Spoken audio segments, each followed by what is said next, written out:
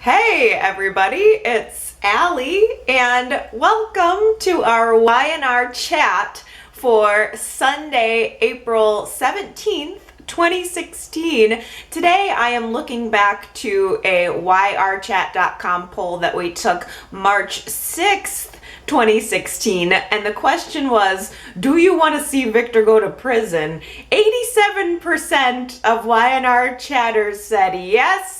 Send the man to jail. My question for you all this week for the 87% is, are you loving this storyline? Are you loving seeing Victor in prison? Because I'm finding it depressing. It's a lot of dark. It's a lot of gray. It's a lot of denim.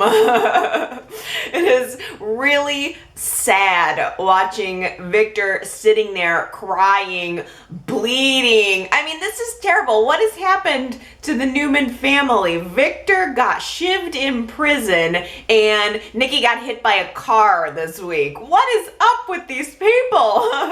This is not happy times for the Newman clan. At least there are some other good things on the show that are giving me lots of joy, but I just find this to be very dark. I voted no in that poll. I think I was like one of a couple people that said no, I don't want Victor to go to prison because I don't want to watch it. But I got stuck watching it anyway. It's just really torturous. I don't know how we're gonna get out of this. The warden made an appearance in the prison this week to reveal to Victor that he knew a guard was the one who actually stabbed him. I don't know if I believe him. I don't know if I believe the warden. Was I the only one who felt suspicious of that guy? The lights went out and this voice came out of the darkness and said something like, I'm gonna get you, Victor Newman, you're a dead man. And I thought, well, that sounds exactly like the warden did. I don't know, maybe it was another guard, maybe it was another inmate. It seems like it's not Ian Ward, at least on the surface.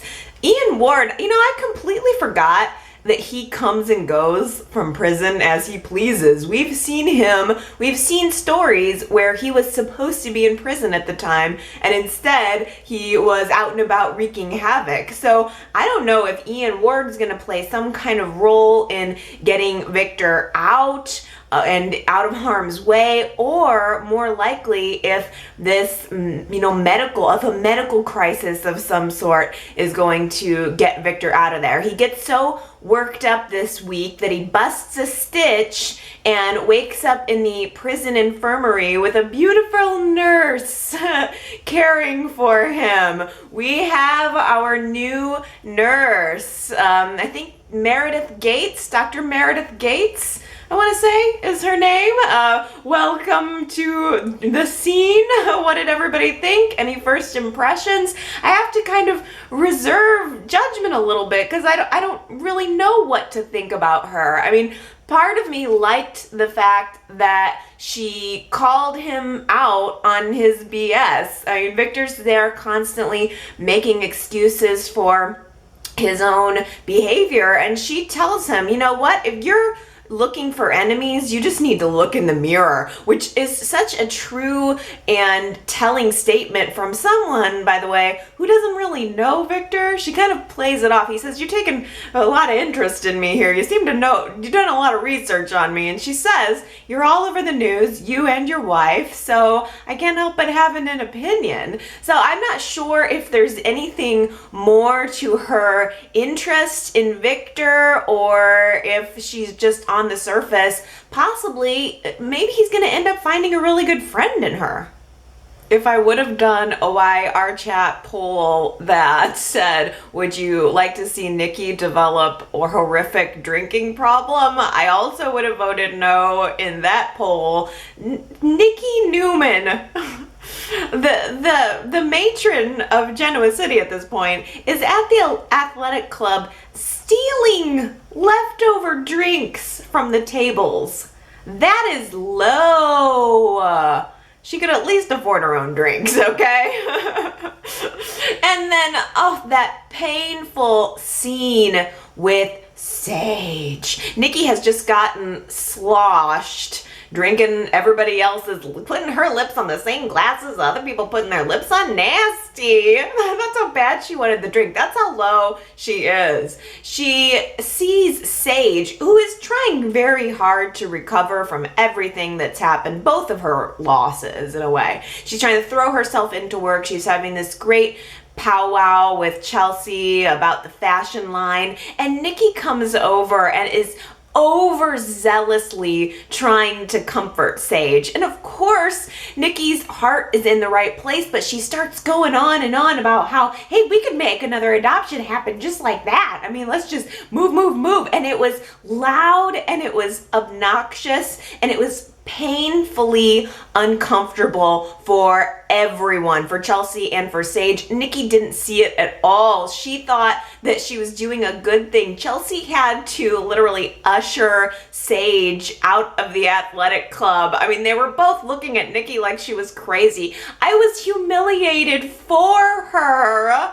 I guess maybe she was so astonished by what had just happened. The woman walks out into the street and apparently gets hit by a car, because I think we saw the scene with Sage followed by Nikki just waking up in the hospital room, and she is bruised and banged up, and she has called Jack to come rescue her. I can't help but feel like Nikki is leaning too hard on Jack. She's asking too much from Jack. She calls him to come help her, but then also says, please don't tell my family. Don't bust me out. And Jack straight up says to her, I am not gonna lie for you. I already have a wife that I am busy lying for, okay? I only have a certain quota of lies. I mean, what is Jack's new role in Genoa City? Is just picking up after these wild women. I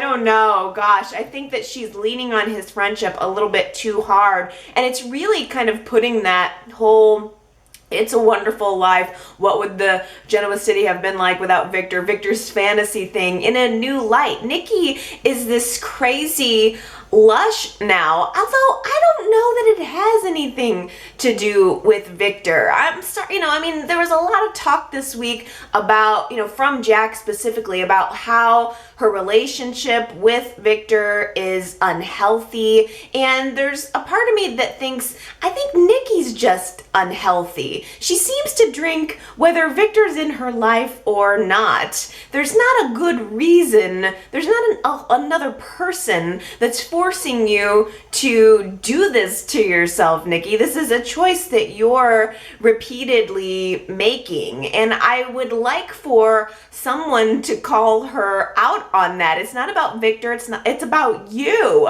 And I worry now that Jack is becoming this sort of enabler for her. We had a poll last week at yrchat.com. How do you feel about a Nikki and Jack reunion? It seemed a little bit like, hey, maybe these two could lean on each other. And the majority, 66% of you said, yes, I'm up for it. Nikki and Jack, heck yeah. Only 34% said no. There were quite a few good comments there too. But I got to zero in on Astra here because she left a comment on the website that sort of summed up the way I'm kind of feeling about it. Astra says, we've done Jack and Nikki too many times, and it's always the same story. Nikki runs back to Victor as soon as she gets serious with Jack. She was literally only married to Jack 5 minutes before running back to Victor last time. So I really have to appreciate that, because while I feel that, yes, Nikki needs somebody new, she needs someone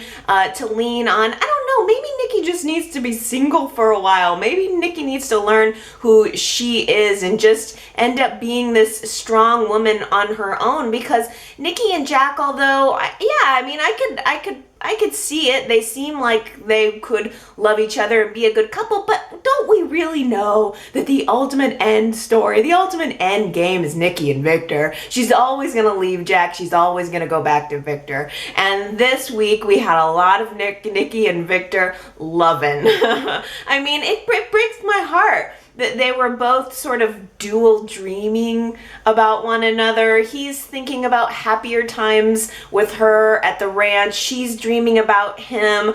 I mean, it's pulling on my heartstrings, seeing all of these flashbacks, and Nikki wakes up from her dream to reveal that it's Nikki and Victor's anniversary. I immediately thought, wait, which one?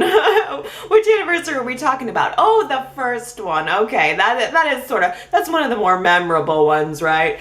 Oh, these two people, they break each other's heart. They break my heart. I mean, you know I love those flashbacks. It's just absolutely precious to see those. But I tell you, listening to specifically Victor saying his vows to Nikki, he's I'm thinking, did he keep any of them? He's promising to cherish her and respect and to he said, I'll give of myself to you. And I think that's the real problem with Nikki and Victor's relationship as of late. I mean, Victor doesn't give of himself to her. I keep thinking, gosh, it's like Nikki wants to fight harder for this relationship than he does. And I'm not just talking right now while he's in prison. I mean, if you look at the length of the relationship, for as much of a Nikki and Victor fan as I am, and I would love for Nikki and Victor to just be happy, to just ride off into the sunset and just become the stable, wonderful couple of the show, I think to myself, it feels like Victor doesn't try as hard as she does. It's sad. And then sometimes, on the other hand, when you look at it from this watching her spiral out of control, can you kind of maybe see it a little bit more from his perspective this week, that Nikki is someone who can't seem to prop herself up on her own, that she does need someone to help hold her up? I mean, it's sort of it's enlightening a little bit to look at Nikki through this lens this week. I mean, these two people, I think, very much clearly love each other, but it's just not working. Jack was able to somehow magically get her a visit with Victor in prison this week, and he doesn't see her. He doesn't come to see her. She's sitting there looking all nice. She's dressed herself up, probably pulled herself together to the best of her ability, and she realizes he's not coming. And meanwhile, he's sitting there in his prison cell thinking about her, dreaming of their wedding, and I'm sure wishing that he was with her. I can only assume that what Victor is doing is trying to accept his new reality. I think that's maybe why he didn't snitch, maybe why he didn't say anything about his suspicions on who stabbed him. I think maybe that's why he's pushing his family away, because he realizes that seeing them, loving them, is just going to make his current situation harder. The man's in prison for 10 years. He has no choice. I mean, he's a bigger than life personality being put in a cage. So I think Victor is in the process of trying to adapt. So seeing Nikki would pull him out of that process and would make it harder for him. Or I don't know, maybe, I don't know. A thought that occurred to me this week too, even as much as I love Nikki and Victor, is maybe Nikki and Victor really love who the other one was 30 years ago more than they love the person that's standing there and is present today. The other thing that is killing me is that I can't believe that Nikki and also the Newman children could not anticipate that Victor would not want to have a relationship with them after they all, one by one, testified against him on the stand and said some pretty harsh but true things. It's shocking to me specifically that Nikki had this train of logic that if she took Victor's company away from him, took these other things that were not her away from Victor, that maybe she could force him to focus on her. And it's always been a flawed logic. I remember when Nikki was the one who was chiefly trying to move forward the cause to de-seat Victor from the board. And I remember when she was talking about it initially and partnering with Adam, I thought this is not a good idea. This is not the right thinking, Nikki. There's just something off about her, and it not only extends, it's giving me difficulty identifying with Nikki, because I can't believe that she can't understand why she is here right now, that it's a result of her own actions. And it also extends to the children. I can't believe they thought that Victor was somehow still going to support them and support their decisions, specifically Victoria, after Victoria was the one who handed over the evidence against Victor. It's absurd to me.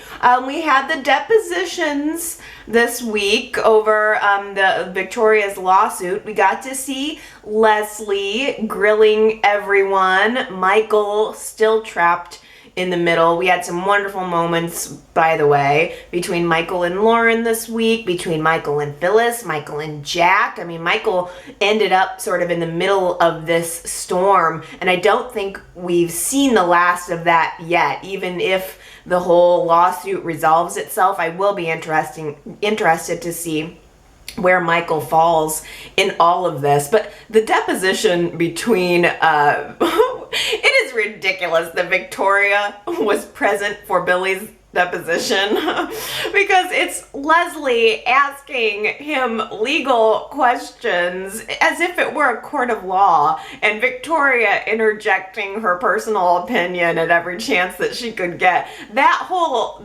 deposition reminded me more of divorce court than of just a deposition about a lawsuit. It was sad. I mean, Victoria is just kind of trying to process what Billy has done, and she's reminding him at every chance she can of the lies that he told in order to get passkey, and the broken promises that he made to her when he came out of his coma. Things were supposed to be different. They were supposed to be happy. And Billy had a great line where he comes back at her and he acknowledges what he did, but he says, "Yeah, but then you fired me from your life."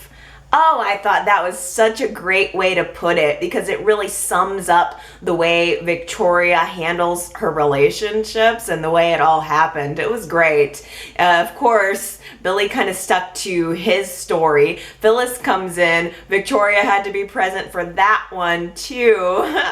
And it was another very heated deposition that was inappropriate, with lots of back and forth between the two ladies. Phyllis called Victoria Daddy's special princess. And then, I mean, it was a big old blowout. And then right as Phyllis was leaving the office after giving her statement and all that and having a roundabout with Victoria, she goes, "You don't deserve Billy. Maybe you never did." And she just walks out of the room. And I thought, wow, that just completely shows your hand, Phyllis. You have just revealed your feelings for Billy right there in that statement. And if Victoria didn't pick up on it, I would be shocked, because it seemed so obvious to me there. And while Phyllis was having this confrontation with Victoria, Billy, after his deposition, goes right to Jack. He is upset with Jack for not showing up at the deposition. True, Jack did choose to be with Nikki and help her through her whole mess. And he wasn't there for his wife. He wasn't there to corroborate the story and discuss strategy. And he certainly has not been supportive of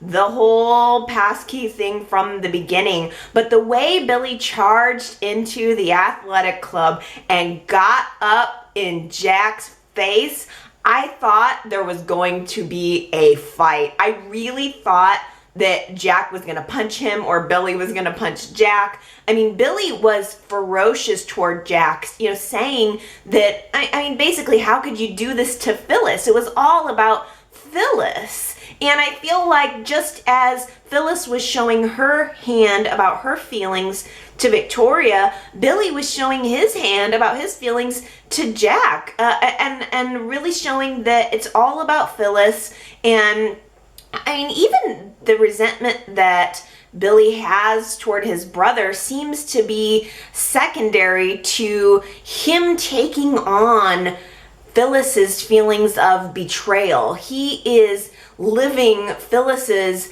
feelings of betrayal with the Victor situation, feelings of betrayal when it comes to Jack, or misunderstandings when it comes to Jack. And I'm wondering, why do your loyalties lie with Phyllis, Billy? Why is it all about Phyllis instead of being loyal to your own brother? Phyllis isn't your girlfriend, okay? She's your sister-in-law. Jack is your brother. He's been there for you. It was horrible the way Billy brought up the fact about the money. I mean, Billy, you're a gambler. You asked Jack for $1 million right after you got beat up due to a gambling debt. I think I understand completely why Jack wouldn't fork over the money, even though we know now it was a big old successful thing, but they had to drag John into it and say, Jack said, do you think that Dad would have given you the money? Oh, it was just so hard to watch the ripping apart of these two brothers, and I cannot help but side with Jack. I know, and maybe it's just me. Maybe it's the affair that I know that's happening that Jack doesn't know that's happening. But there's a part of me that can't help watching it with a supportive eye toward Jack, and I don't know if I'm the only one that's viewing it that way. So that is this week's poll question: Jack versus Billy. Whose side are you on? I want to hear from some people who maybe think that Jack is in the wrong here. Is Jack not being supportive enough of Phyllis? Is Jack not being supportive enough of Billy's dreams? Is Jack the problem here, or is Billy acting inappropriately? Let me know which side of this argument you're falling on. YRChat.com, Jack versus Billy. Whose side are you on? I think it's a sticky wicket any way you slice it. It's tough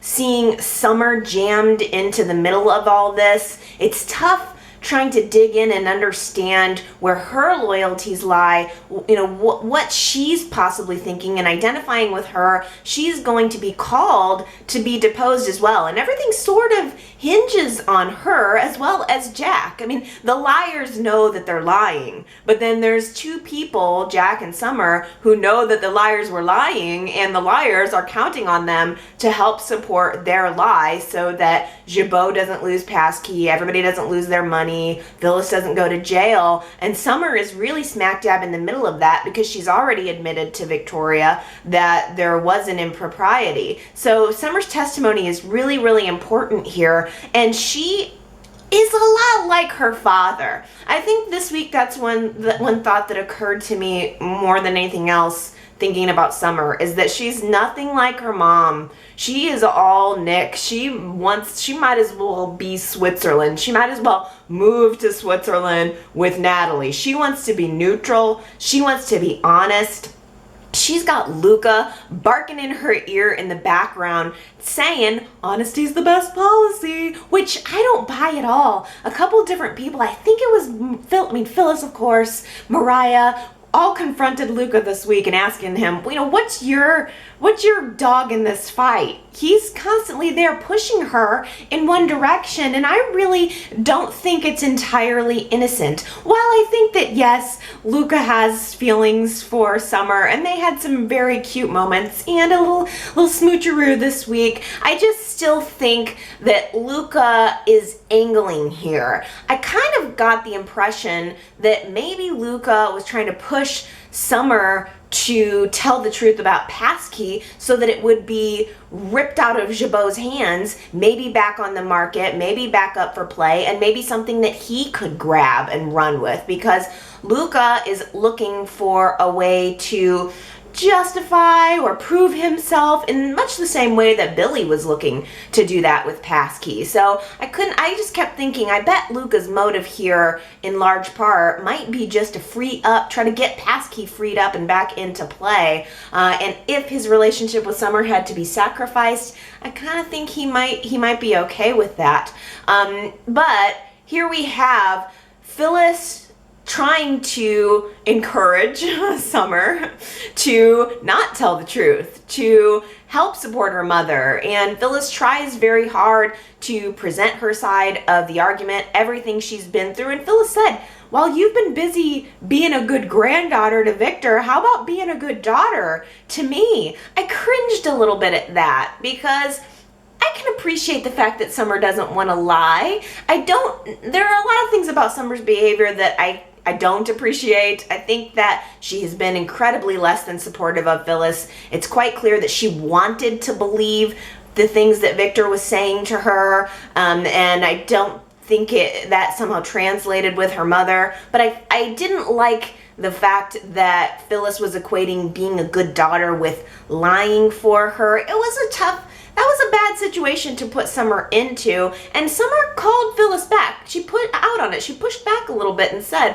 "What makes you think you're any better than Victor?" Which to me was sort of a big moment, because you can see a lot of similarities between Victor and Phyllis. She's committed some crimes. I mean, shoot, just listing the ones that have happened recently would take a little bit of time. So it was a kind of an interesting and enlightened moment for me there, because I thought, you know what, it is sort of true. Phyllis and Victor are far more alike than they would care to admit. I wouldn't even be surprised if they had a romance down the road. I mean, would you? If 2 years from now Victor and Phyllis are married, would you be surprised? I wouldn't.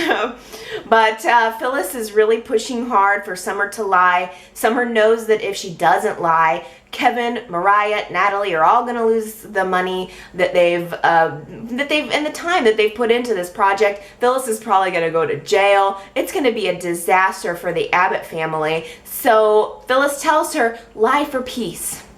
If you lie, the war will be over. Which we all know isn't true, but Summer buys it, and she chooses to lie. She goes to her deposition, and she lies. Jack lies too. I tell ya, it was hard to watch, because I think it was easier for Jack to just, go give the lip service. But Summer really is young, and she's naive, and she struggled with it. And I had a hard time watching that. But Jack just kind of lies, goes back to the athletic club where Phyllis tromps in, waiting to find out, did you betray me? In fact, she said to him, did you choose your morals, or did you choose your wife? She's asking a lot. Phyllis, I think, is asking a lot of the people around her. She asked a lot of Michael to lie for her, and he ended up losing her job. She's asking a lot of Summer. She's asking a lot of Jack. I'm not saying that Phyllis hasn't been through a lot, but justice, in quotes, has been served. Victor is in jail. The person who did this to her is behind bars. It seems like what Phyllis is reaching for now is something beyond justice. It really is beyond revenge, and it does seem that she is satisfied to ask the loved ones around her to help her facilitate that, whether it's right or wrong, whether it's truth or it's a lie. Did you choose morals, or did you choose your wife? It's a pretty good jab. And Jack says, you dragged Summer into this. I had to lie. You know what, Phyllis? I sold my soul to the devil today, but you sold your daughters. That was a moment. That was a big moment. And I don't remember who ended up walking out of that argument, but Phyllis goes right to Billy. She goes absolutely straight into Billy's arms after that. It was like Jack dropped the truth on her. It blew her mind. Of course, I guess it's arguable whether or not you guys feel that it's the truth, but it blew her mind, and she runs right to Billy and says to him, the thing that gets me is that he wasn't wrong. He wasn't wrong. I mean, here's another question in here. Do you feel like Phyllis sold Summer's soul to the devil? I mean, I guess I could probably do a whole new poll of whose side are you on, Jack or Phyllis, but it seems like it's Jack versus Billy and Phyllis. So I guess that kind of plays into the poll question for this week too. Who do you think is right here? Who do you think is wrong? Who do you think is justified here? But I was not surprised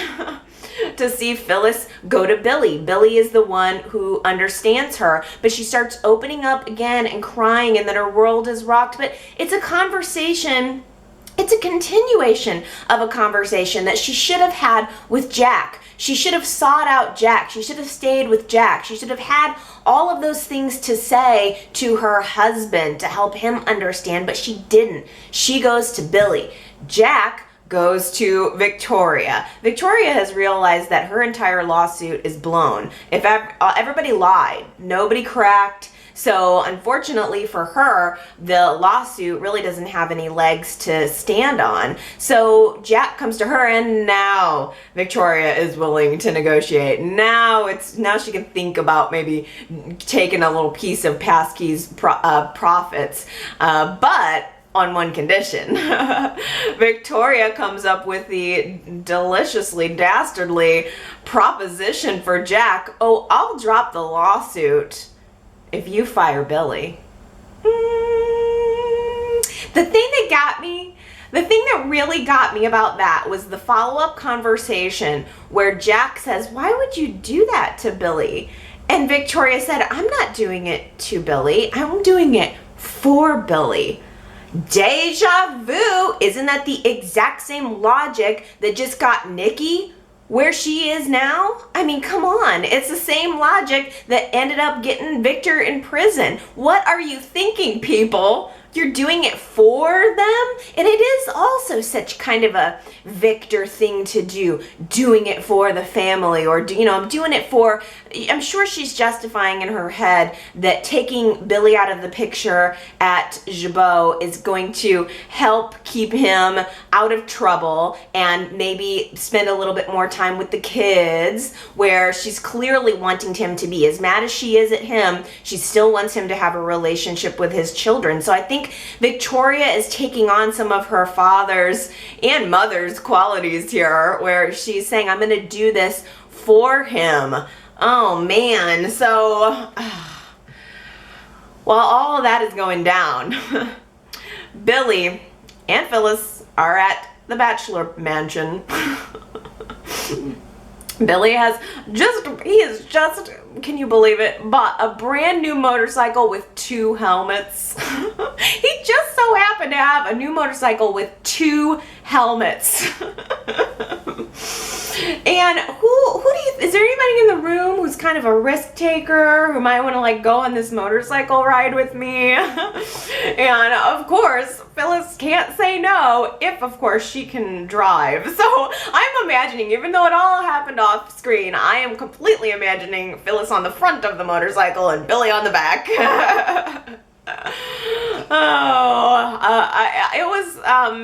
Was it cute? Are you guys feeling it? Were you like, ee, Billy and Phyllis? Or were you guys like, eye rolls? This is gonna end up in an affair very, very soon. I don't know. I just couldn't stop thinking about how pissed off I would have been to get all that mud over my white jacket when she hit a big mud puddle and got it all over both of them. They returned to the scene covered in brown. I would have been so angry. I kept noticing her white jacket throughout the previous scenes too. I was like, that's such a nice crisp white jacket. Y&R did that on purpose because they knew they were gonna splatter it with mud. Oh man, it was funny. The soap opera trope that arose out of that really gave me giggles too was Billy saying, oh, you know what, your clothes are ruined. How many times have we seen this? Your clothes are ruined. Why don't you take them off, wash them, put them in the dryer, get something of mine upstairs, put it on. Naturally, she grabs just one of Billy's dress shirts. This is so intimate. To be undressed, have your clothes washed. You could have left and taken them to the dry cleaner or whatever, but she puts on one of his dress-up button-up shirts, and she's walking down the stairs in Billy's button-up, nothing kind of no pants on or anything, just the button-up, just as Jack is coming from that meeting with Victoria to see Billy and probably talk to him about it, and probably was gonna not take the deal, and he walks right in and sees Phyllis coming down the stairs in his brother's dress shirt. Billy walks into the foreground shirtless and toweling off. I am guessing, based on that little scene, I could be wrong, but I'm guessing that Billy is officially fired from Jabot right now. Probably fired from the family too.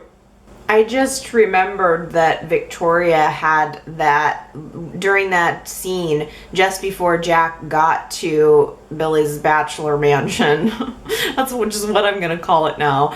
Victoria said to Jack something to the effect of, you're more like Victor than you'd like to think. At least Victor admits who he is, how he is. You're kind of trying to hide it, Jack. And I think back to that line of Billy saying that Victoria fired him from her life, and now Jack is probably going to fire him from the company and possibly from the family. I think that's just going to push Billy and Phyllis even closer together. It seems like you have the movers and the shakers, the heads of the families, and then you've kind of got the outsiders, and Billy and Phyllis are sort of on the outside right now.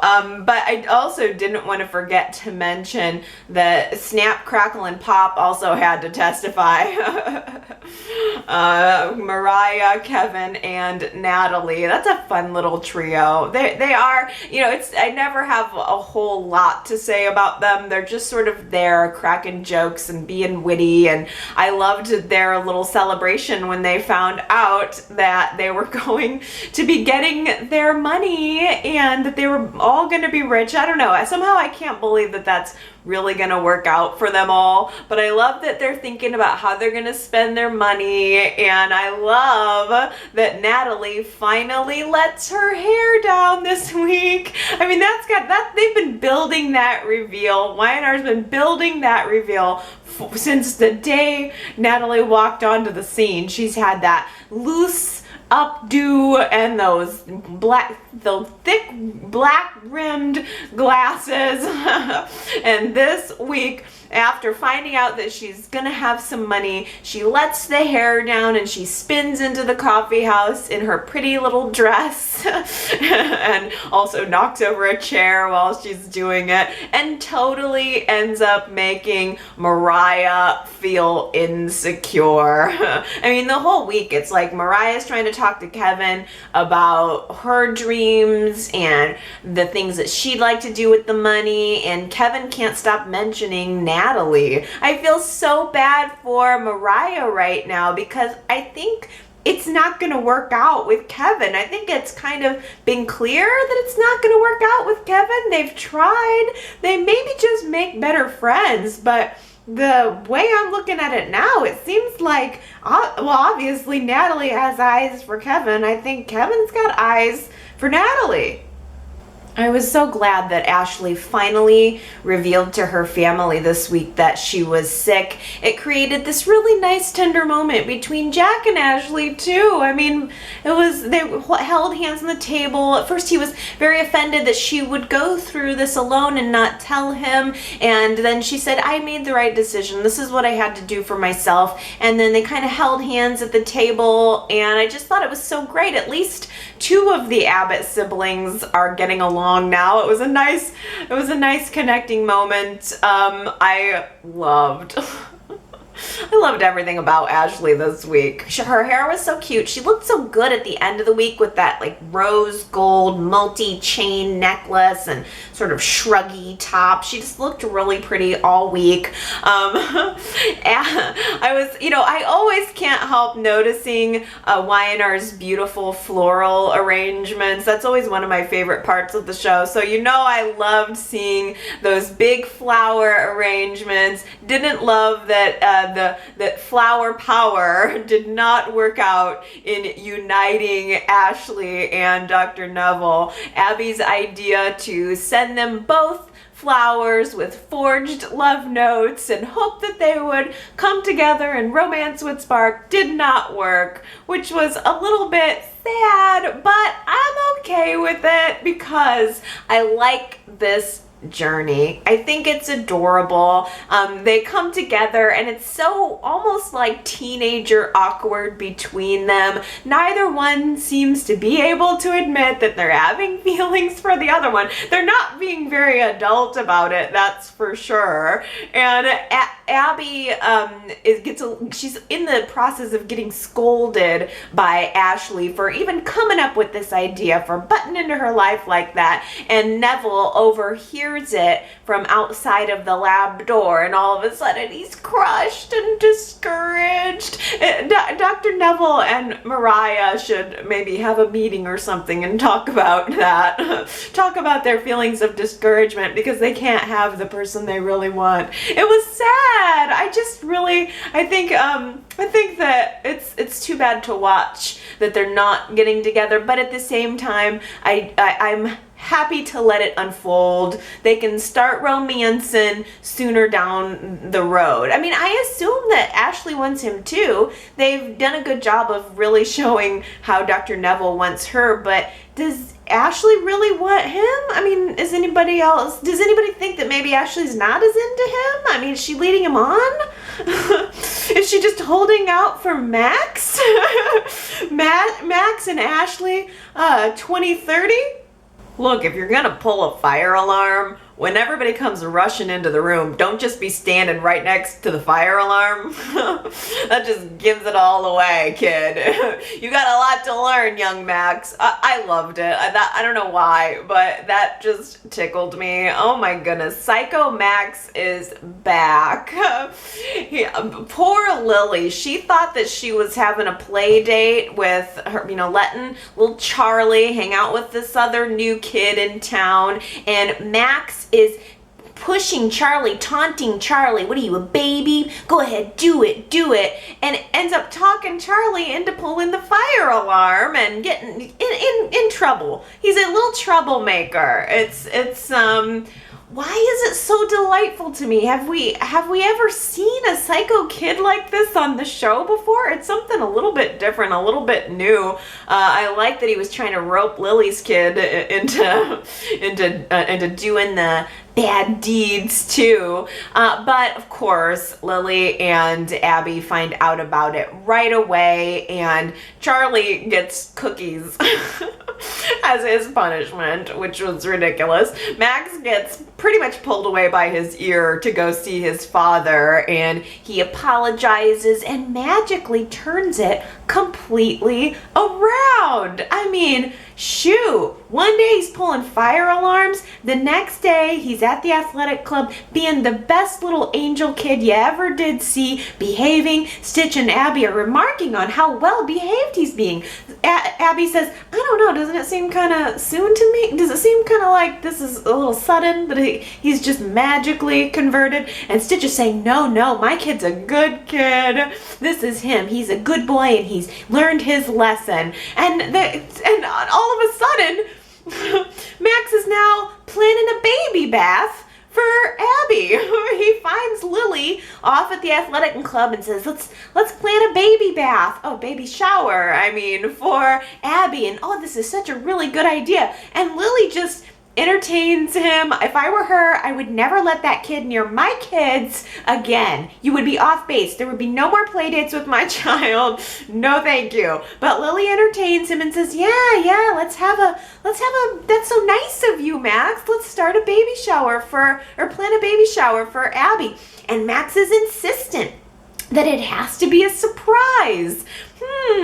Wonder why that would be. And Stitch comes, and Stitch gets involved, and now we're planning at Max's idea of a surprise baby shower for Abby. He really has turned it around. He was psycho on Monday, but by Friday that he's a really perfect little angel. And then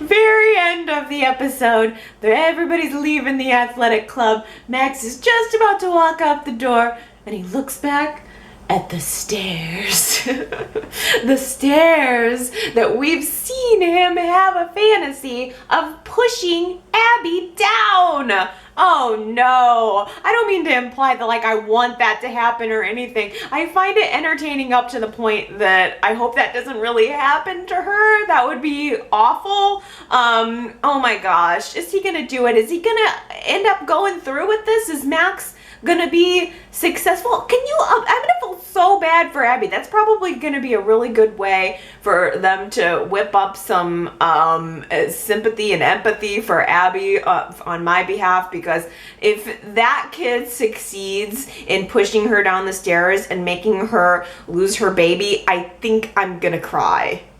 Devon dethrones Hilary and restores Ashley to her rightful place at the top of the research project. So Hilary is infuriated. She feels like her husband is not only not supportive of her, but is trying to undermine her desire to better herself, to reach for something bigger, to reach her goals, and that Devon is trying to prevent her from becoming the kind of woman that she is and wants to be. Devon just wants to go see a baseball game. He wants to enjoy some time with his wife. They fought so hard to be where they are, and now she's kind of, in his mind, ruining it by getting distracted and all of a sudden having all of these other priorities. So Hilary goes right to Jack. I don't know if she heard that he's a pushover this week. He's helping Nikki, lying for Phyllis. Sure, maybe he'll do me this favor.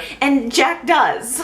Jack's new job is just helping the ladies of Genoa City. He gives Hilary the seat on the board of the Abbott Winters Foundation, which I immediately thought was kind of rude to do without even consulting Neil. I mean, Neil's the other partner, and that's his ex-wife we're talking about. And Hilary's just crazy enough to blackmail Neil into keeping the seat.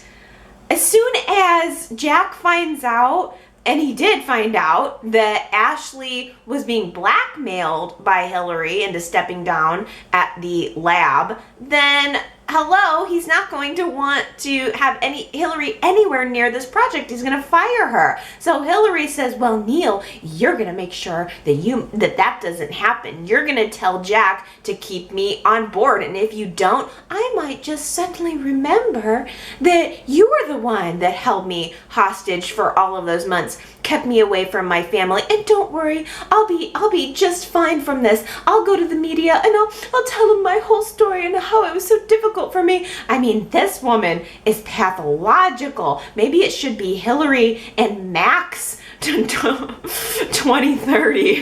They would be two peas in a crazy pod. And I feel similarly about the Max situation as I do to Hilary. I love a good villain, but ooh, it's so bad what they're doing. Hilary is a bad girl. And she's pretty, it's kind of low too. So I don't know. Next week, I'm sure that Jack is going to try to fire her. Do you guys think that Neil is going to cave in? Is Neil going to give in to her blackmail and choose to let her work at the foundation? Or are we going to see all of everything that happened at that crazy boathouse blow up in Neil's face? Nobody likes a snitch.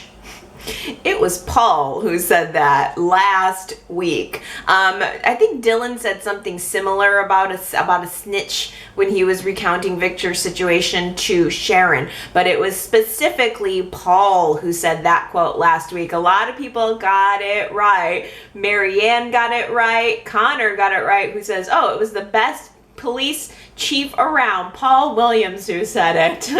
Sharita said it. Victoria got it right, or not said it, got it right. Beatrice got it right. Robbie, Jen, Henry, Tommy, and Astra who says it was Paul, and when I heard him say it, I knew you were gonna pick it. You're reading my mind this week, Astra. That's so funny, and it sort of makes me really, really happy to think that you guys hear the lines the way I hear them and think that's gonna be a who said it quote. Well, let's see if that happened this week. We'll see if you can guess that this was the line that popped out at me above all of the other lines this week.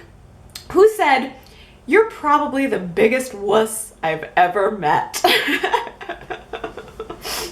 Heard that and I thought, Some writer actually had to write that down. Wuss. How do you even spell wuss? I can't believe YNR just said wuss. I think in all of the history of YNR, I don't know that they've ever used the word wuss before, but they did. You are quite possibly the biggest, or not quite possibly, you are possibly the biggest wuss I've ever met. I was adding my own inflection into that one. That's what I would have said, but I didn't say it. Someone else on the show said it this past week. And if you think that you know who said it, and if you go to yrchat.com to leave your guess, then I will give you a shout out on next week's YNR Chat.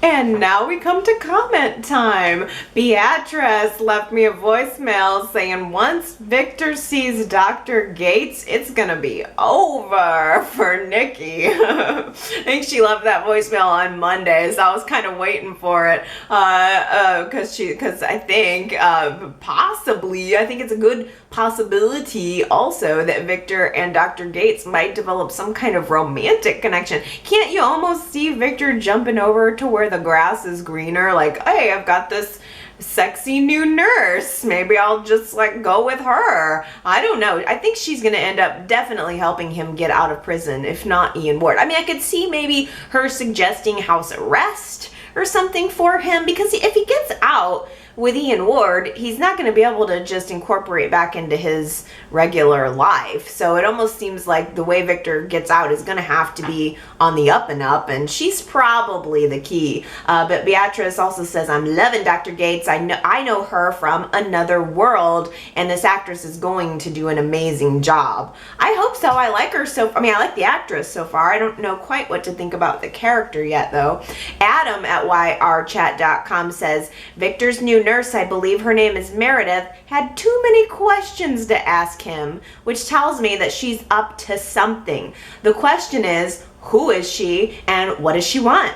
I highly doubt that she has personal conversations with every one of her patients. Yes, Adam. I was thinking that too, that it did seem a little intimate considering it was a first meeting. She probably deals with a lot of prisoners. I'm not sure why Victor was very special to her, but clearly if she has a motive, whether it's something sinister or whether maybe she's just interested in getting to know a rich billionaire.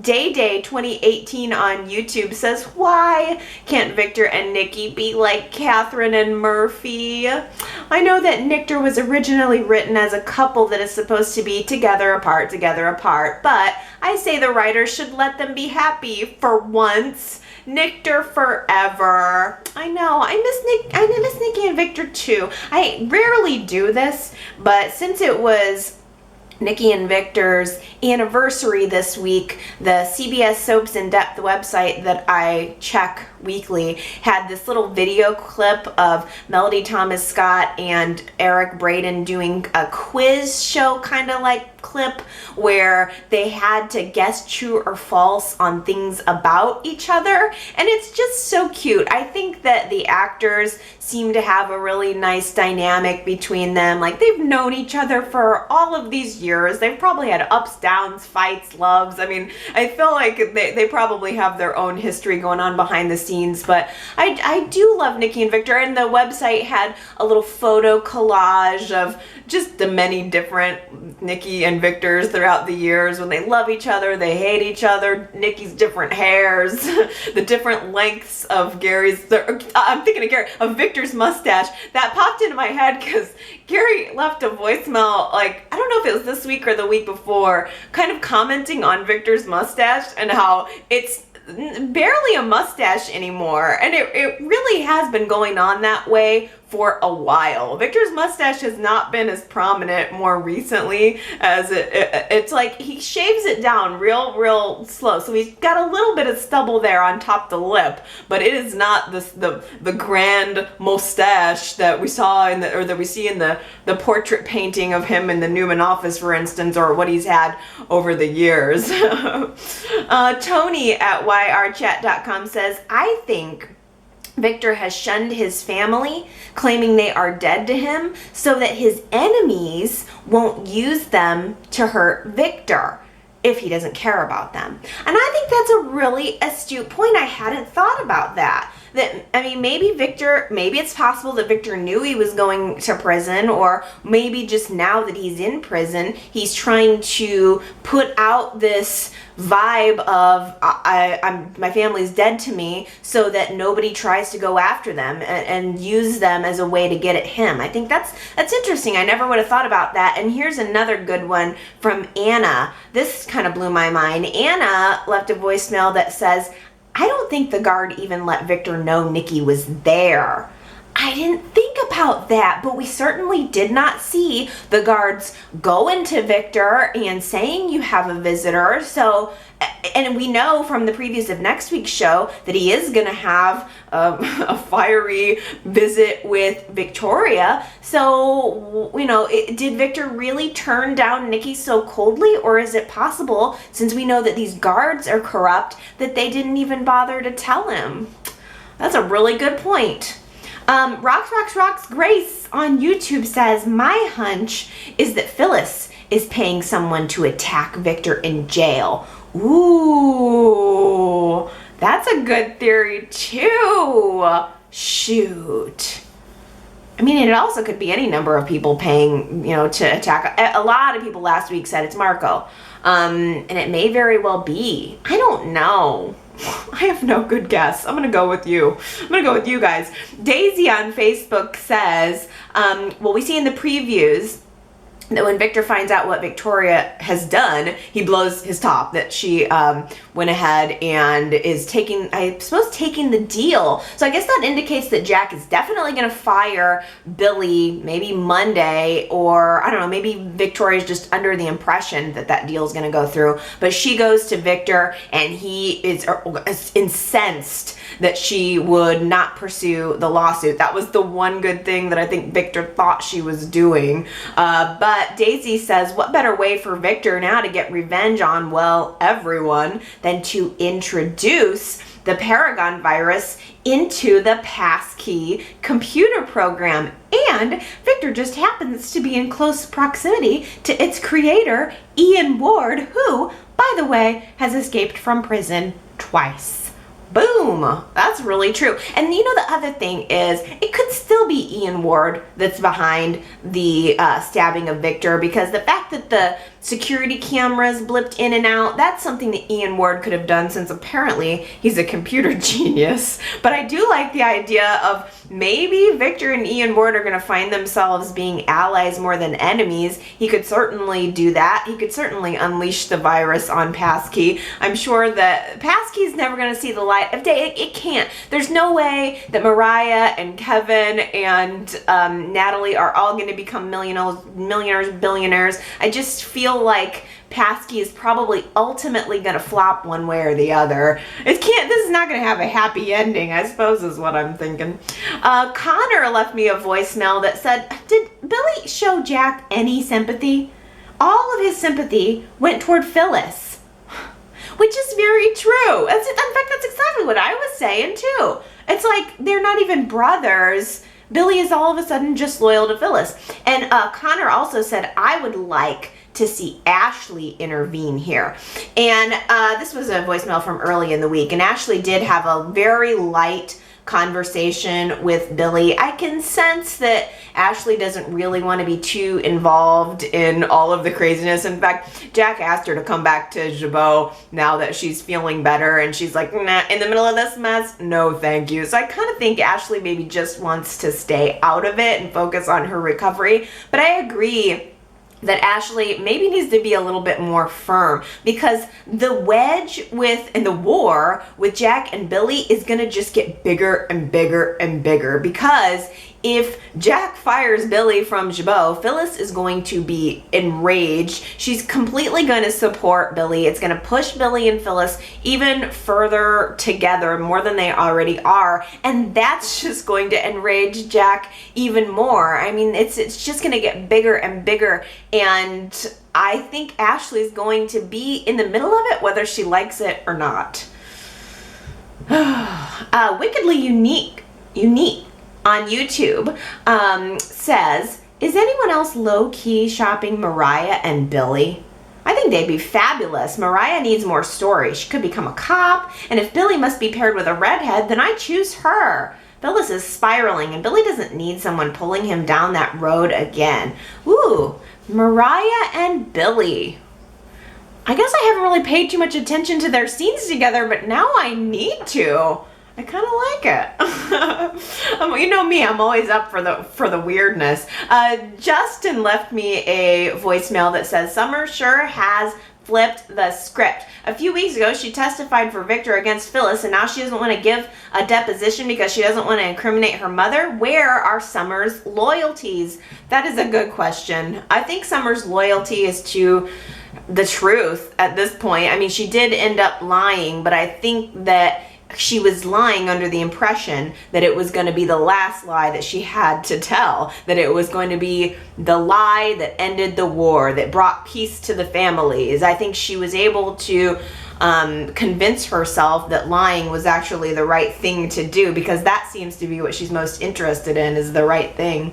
Sharita left me a voicemail, and she was talking about the deposition and said, I liked how Leslie mentioned Tyler. I'd like to see Tyler, and maybe that could put a kink in Stitch and Abby's relationship. Yes, I'm so glad you mentioned that, Sharita, because I wasn't going to. It was just a little moment where Leslie was interviewing Mariah for her deposition and said, yeah, Tyler's fine, by the way, like kind of a thanks for asking. And Mariah, it took her back a moment. She said, oh yeah, I still think about him. And I was wondering if that was just Y&R kind of nodding to that connection between the two women, or is there any chance that they're gonna bring Tyler back? Because as Sharita mentioned, Tyler was engaged, I think, to Abby right before she started getting involved with Stitch. So that, it's possible, and a lot of implication that Stitch and Ashley will end up getting together, which I don't. I want Ashley and Nevil, not Ashley and Stitch and her daughter's ex-husband. No, thank you.